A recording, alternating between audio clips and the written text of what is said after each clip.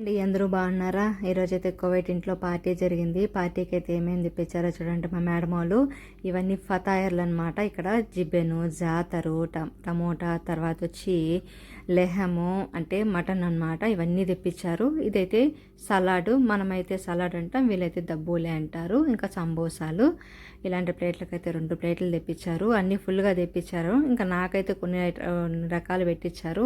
నేను అవి మీకు చూపించడానికి అలా గార్నిష్ చేశాను.